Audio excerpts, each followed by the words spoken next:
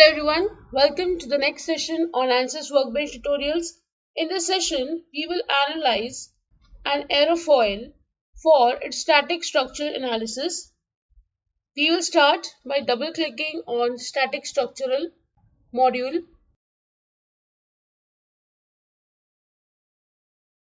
We'll first go to engineering data and double click.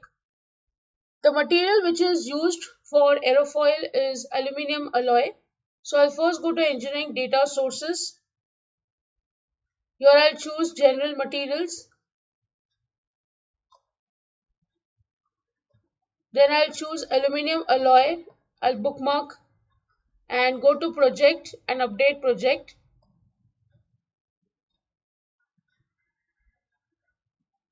Next I'll go to geometry and right click.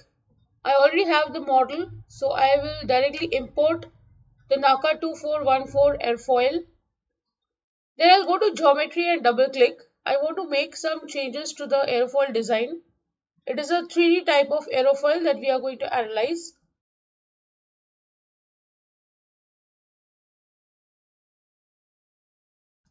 I'll first go to extrude and here I'll reduce this to 500 mm.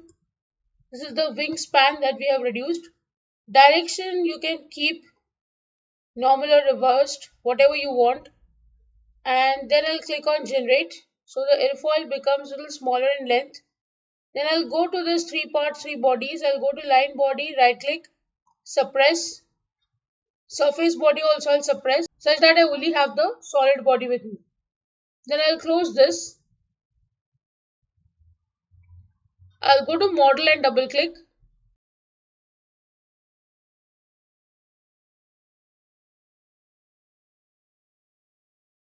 Here I'll first go to geometry and click on solid. Assignment is structural steel. I'll change it to aluminum alloy. Then I'll go to mesh and I'll give the element size as 0.01 meter and generate. You can make it more finer, but the version that I'm using will not support a more finer mesh, hence I'm going for this size. Next I'll go to static structural. I'll click on one end, right click, insert, fix support. On the airfoil surface over here, I'm going to insert pressure. The direction will be along the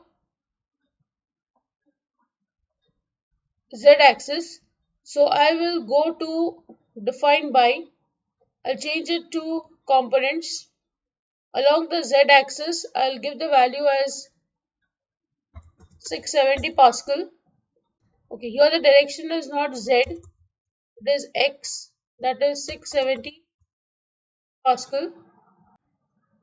Now the direction is here, so I will just give minus 670. So it is on this side. Once this is done, I'll go to solution, right click, insert deformation total. I will insert strain equivalent, stress equivalent. I also want to see the fatigue,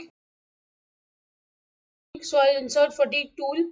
Here I'll give the mean stress theory as Soderberg theory. Then I'll right click on tool and insert life. Again I'll insert damage.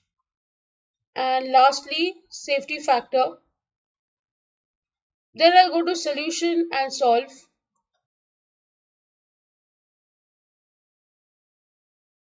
So we'll first see the deformation. You can animate and check the result.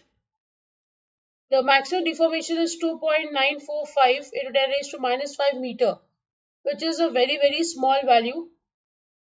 I can change this contour to smooth contour. In edges, I will change it to no wireframe such that I'm not able to see the mesh, I'm just seeing the airfoil. And the minimum deformation that you can see is 0 at the fixed end. The end where you have not applied fixed is free. So here the deformation will be maximum. Now once this is done, we'll go to equivalent strain. You can see here maximum value is 4.825 into 10 raised to minus 5. and the minimum value is 1.085 into 10 raised to minus 8.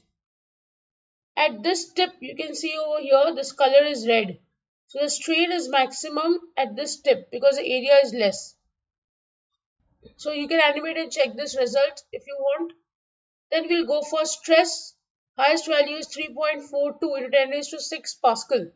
We will just change this to megapascal. So I choose mm. You can see here this is megapascal 3.426. This is a very small value. So you can again animate and see this result.